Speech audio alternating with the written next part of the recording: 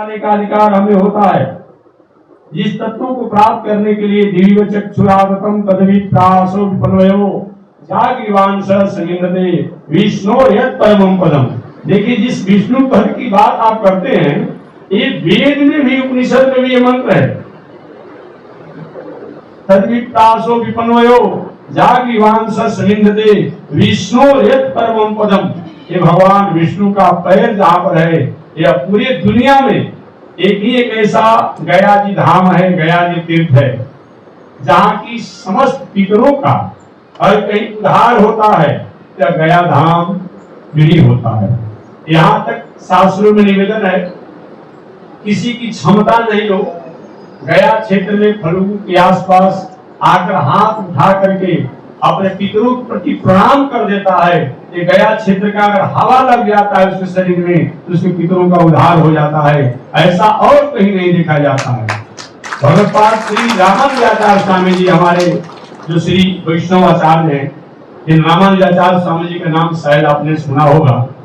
श्री रामानुजाचार्य स्वामी महाराज विश्व का क्षेत्रफल में सबसे बड़ा मंदिर जो श्री रंगनाथ मंदिर है, उस श्री रंगनाथ मंदिर के पीठाधीश्वर थे। आज से 1000 वर्ष पहले इस संसार में श्री रामानुजाचार्य स्वामी जी महाराज आए थे। श्री रामानुजाचार्य स्वामी जी ने ही वाला तिरुपति जी मंदिर को आप वेंकटेश मंदिर कहते हैं, उनको स्वरूप तो भगवान का था, लेकिन विकसित करने के रूप में और भागवतपाद रामानुजाचार्य स्वामी जी ने उस वेंकटेश भगवान को, वो आज जो आप देख रहे हैं विश्व का सबसे बड़ा मंदिर, अगर कोई दर्शनीय हर प्रकार से विधि व्यवस्था पूजा पाठ के रूप में वह बाला तिरुपति जी मंदिर है। जिसका वेंकटाद्रि समवस्थानम ब्रह्मांडे नास्ति किंचन वेंकटेश समुदेवो न भूतो न भविष्यति। ऐसे रामानुजाचार्य स्वामी महाराज से जब पूछा गया, प्रभु आपका विचार क्या है, ये संसार के प्राणी हर जगह तो जा नहीं पाएंगे, उसको उस स्वरूप में जान करके हम उसका प्रतीक रूप मानते हैं। और प्रतीक का इतना बड़ा महत्व होता है। हमारा भारत का प्रतीक तिरंगा है तो कपड़ा ही है, किसी कारीगर द्वारा उसको सिलाई किया गया है। ये कितना बड़ा महत्व है। आप तिरंगा झंडा को लेकर के किसी न्यायाधीश के सामने, किसी जिलाधिकारी के सामने गए, अब नहीं मानता हूँ, आप पर बहुत बड़ा दंड का अधिकार हो जाएगा। जब वहां तिरंगा झंडा प्रतीक हो सकता है, ये जो हमारे यहाँ एक प्रतीक जो मूर्ति है, इसके द्वारा ब्रह्म को नहीं जाना जा सकता है, उनको नहीं प्राप्त किया जा सकता है। तो कोई भी व्यक्ति जो है इस अर्चावतार से अलग नहीं है। और अर्चावतार ही कैसा अवतार है, इस अवतार में सतयुग में समाधि लगाने से, त्रेता युग में जग जग आदि करने से, द्वापर युग में तीर्थव्रत करने से जो गुण होते थे, वो अर्चावतार के सामने जाकर के प्रणाम करने से हम प्राप्त करते हैं। इसी अर्चावतार के प्रतीक में एक गया जी में श्री विष्णु पद भगवान है, श्री गदाधर भगवान है। इनके दर्शन करके उसी सुकृत को हम प्राप्त करते हैं जो और अलग अलग साधनों को करने से प्राप्त होते थे। बस इसी शब्दों के साथ मैं अपने वाणी को विराम दे रहा हूँ कि मानव मात्र का एकमात्र अगर कल्याण का सहज अवसर उपाय है, वह कलिकाल में अर्चावतार। इस अर्चावतार के द्वारा हम अपने संसारिक, आध्यात्मिक, भौतिक, सामाजिक सभी प्रकार की अगर सुखों को, सभी प्रकार की स्थितियों को प्राप्त करने का एकमात्र कोई साधन है, वह अर्चावतार है। आपने कलिकाल में सुना होगा, एकलव्य का नाम सुना होगा।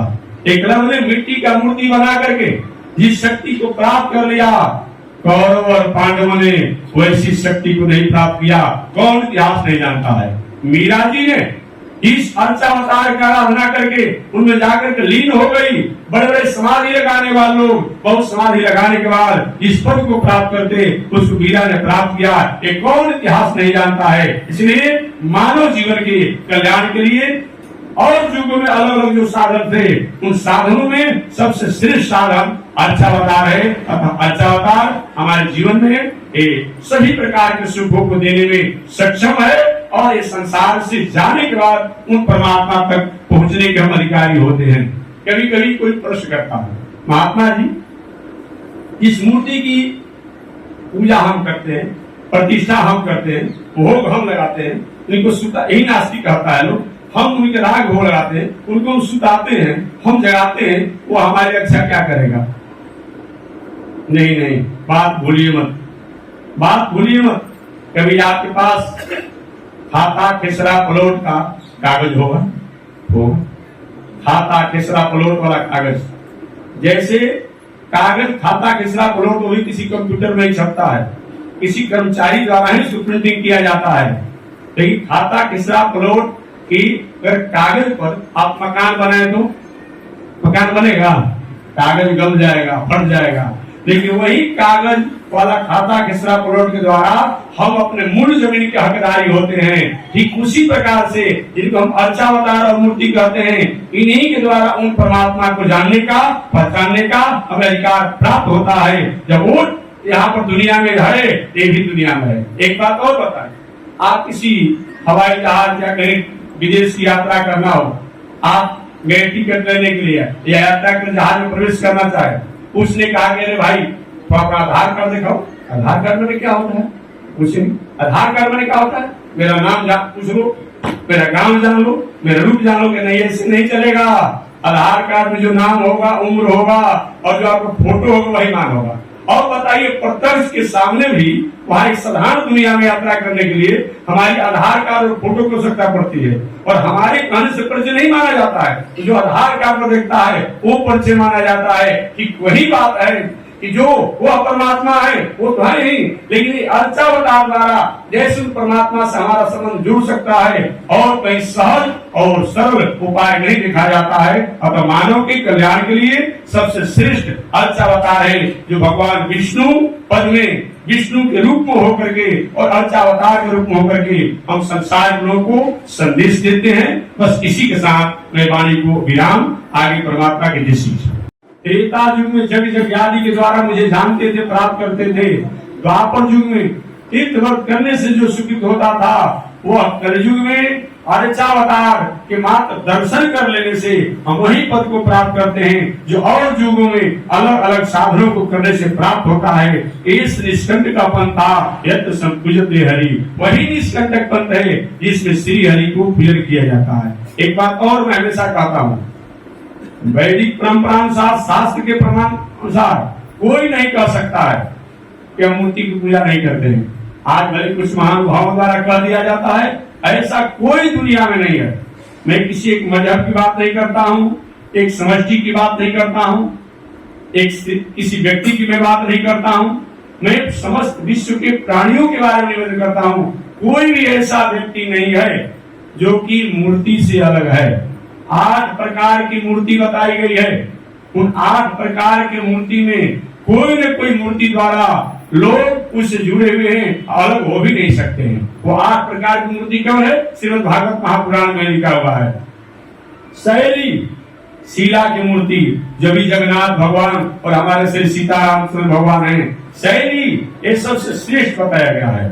शैली दारुमयी, जहां भी हम लोग जा रहे हैं जगन्नाथ भगवान के दर्शन करने के लिए, मंदिर पक्का का बना हुआ है, पत्थर का बना हुआ है, और मूर्ति दारू माने काष्ठ का है। और बात तो छोड़ दीजिए, आदि शंकराचार्य जी दुनिया में घूमते रहे, अंत में आदि शंकराचार्य ने कहा कि जगन्नाथ स्वामी नैन पथगामी। यहाँ तो बात समझ कि जगन्नाथ माने ऐसे भी जो जगत का ही सो वो जगन्नाथ है। क्योंकि नहीं, वो जगन्नाथ तो है ही, लेकिन ब्रह्म दारू स्मरामी, जो काष्ठ वाले मूर्ति वाले जो हैं, उन ब्रह्म को मैं परमात्मा को प्रणाम करता हूँ, स्मरण करता हूँ। इससे मालूम पड़ता है आदि शंकराचार्य जी ने भी वह अर्चावतार को जैसा आदर दिया और क्या दे सकता है। कभी आदि शंकराचार्य जी की आप पढ़ेंगे, सरस्वती जी की जब वंदना किए हैं, क्या सुंदर वंदना किए हैं। तो मैं निवेदन करना चाहूंगा, 8 प्रकार की मूर्ति जो होती है, उस सबसे श्रेष्ठ मूर्ति अर्चावतार होती है शैली, शीला की मूर्ति, जो हमारे अभी यहाँ पर जगन्नाथ भगवान है, सीतारामचंद्र भगवान है। शैली दारुमयी, तो दुनिया में जो भी लोग हैं पत्थर का उपयोग अपने जीवन में करते हैं। हम तो मूर्ति है मानते हैं ब्रह्म को, लेकिन जो नहीं मानता है, नास्तिक कहता है, अगर अपने घर में टाइल्स, मार्बल, गिट्टी के रूप में, ईटा के रूप में जो भी किसी प्रकार से पत्थर का या पत्थर के चूर्ण का प्रयोग करता है, वो भी मानव ब्रह्म की पूजा कर ही लिया। इससे अलग कोई कौन है? नास्तिक भी उसको अच्छा घर चाहिए ना, घर बनाने में पत्थर चाहिए ना, गिट्टी चाहिए ना। तो ब्रह्म की जो है सबसे श्रेष्ठ मूर्ति जो है शैली, दारूमयी कोई भी व्यक्ति अगर काष्ठ का अपने जीवन प्रयोग करता है, लकड़ी का प्रयोग करता है, वो भी मानव ब्रह्म की पूजा कर ही लिया। शैली दारूमयी लेप्टा और कुछ नहीं है, अपने घर को डेंटिंग पेंटिंग साफ सुथरा रखता है तो वह ईश्वर की ही पूजा है, वह मूर्ति की ही पूजा है। शैली दारूमयी लेप्टा लेख्या और कुछ नहीं। अगर पढ़ता लिखता है, अंग्रेजी पढ़े, संस्कृत पढ़े, हिंदी पढ़े, लेखनी के रूप में जो अक्षर है अक्षर ब्रह्म कहा जाता है, अक्षर ब्रह्म के रूप में भी वह ईश्वर को मान ही लिया, हो ही गया। शैली दारूमयी लेप्या लेख्या शैकती मिट्टी की मूर्ति, अगर जिसका भी मिट्टी से संबंध है, खेती से लेकर के और किसी कार्यों से है, वह भी मूर्ति की पूजा कर ही लिया। बालू का प्रयोग अपने जीवन में करता है, वह भी कर लिया। मणि की मूर्ति बताई गई है। असल से स्वच्छता, अगर हमारे जीवन में स्वच्छता की भावना आती है, वह भी ईश्वर की ही पूजा है। स्वच्छता ईश्वर का प्रतीक है, ये सब लोग कहते हैं। तो कोई भी व्यक्ति इस अर्चावतार से अलग नहीं है। और व्यवहारिक बात में बता दूं, चाहे वह बौद्ध दर्शन हो, चाहे वह जैन दर्शन हो, चाहे वह इस्लाम दर्शन हो, चाहे वह सिख दर्शन हो, चाहे वह यहूदी दर्शन हो, कोई भी हो, एक कोई जरूरी नहीं है कि हम आकार वाले ही मानते हुए मूर्ति होता है। जैसे कि मार्क्सवाद, कम्युनिस्ट, सोशलिस्ट, लेनिन इत्यादि जो होते हैं, अगर आप रामकृष्ण को कहीं कहते कि हमारी वहां पर भावना नहीं जगती है, भावना नहीं वहां पर पहुंच पाती है, वहां तो नहीं आगे पहुंच पाती है, लेकिन आप जिसके द्वारा बिलोंग करते हैं, आपकी समष्टि का जो नेता है, उसका मूर्ति के लिए चौक चौराहे में बैठाते हैं ना, उनसे पूछा जाए कि आप मूर्ति मानते ही नहीं है तो उनका क्या मानते हैं? वो कहता है कि इनके द्वारा कभी न कभी समाज के लिए कोई विकास का काम किया गया है। बस वही बात जान लीजिए, आपके समष्टि के किसी एक समाज सेवी द्वारा जब समाज का काम किया गया, उसके आप चौराहे पर मूर्ति बैठा सकते हैं, किताब में फोटो हो सकता है। ये भी जो राम है, कृष्ण है, जगन्नाथ भगवान नारायण है, इनके द्वारा भी कभी न कभी राष्ट्र का, समाज का, प्रकृति का, सृष्टि का, समष्टि का कोई मंगल किया गया है। उनको अगर हम अच्छा बताए उनको करते हैं, कौन आपत्ति की बात है? कौन इससे अलग है? बौद्ध दर्शन आप कहते हैं रामकृष्ण को हमारे उनके प्रति नहीं स्थिति जम पा रही है, लेकिन आप जिन गौतम बुद्ध को मानते हैं उनका तो मूर्ति आप रखे हैं, तो आप मूर्ति मान सकते हैं, नहीं मानेंगे? कौन इससे अलग है? जैन दर्शन भी मानता है, अपने तीर्थंकरों को मानता है। जहां तक ईसाई की बात है, वो भी अपने को मानता है जो उनके हैं। जहां इस्लाम दर्शन की बात है, वो भी कुछ नहीं तो चबूतरा बनाता है, वहां पर एक चादरा चढ़ाता है। आप अपने चबूतरा पर चादरा चढ़ा सकते हैं, माला चढ़ा सकते हैं, उत्सव मना सकते हैं। हम भी तो अपने भगवान की जयंती और मनाते हैं, तो इस्लाम दर्शन भी उससे अलग नहीं है। और जहाँ पे यहूदी दर्शन कोई भी इससे अलग नहीं है। सिख दर्शन अपने गुरु को मानता है, वो भी गुरु को मानता है, हम गुरु भगवान दोनों को हम मानते हैं।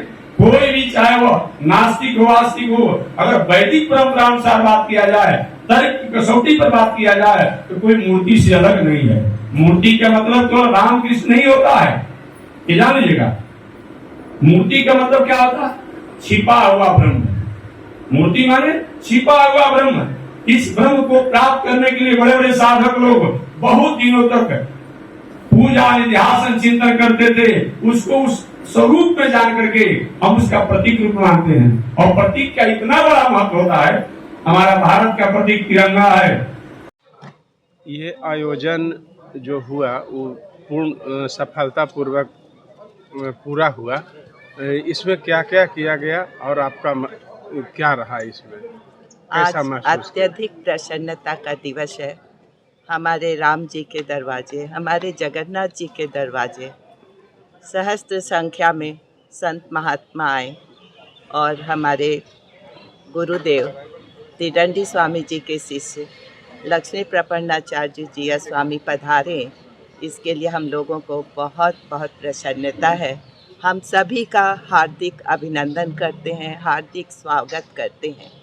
हम लोगों को इतनी ज़्यादा प्रसन्नता है, बिना बुलाए हम लोगों को किसी बिना सूचना के अचानक इनका प्रोग्राम बन गया और हमारे राम जी के दरवाजे पर संत लोग पधारे और हमारे राम जी के घर को अपना घर समझा कि हम अपने घर आ रहे हैं। और राम जी ने उनका स्वागत सामान्य अपने ढंग से, अपने बच्चों की तरह से जो स्वागत सत्कार होना चाहिए वो सब राम जी के तरफ से हुआ। और इसमें कहीं कोई कमी रह गई हो, कोई त्रुटि रह गई हो, तो हम लोग उसके लिए क्षमा प्रार्थी हैं। धन्यवाद।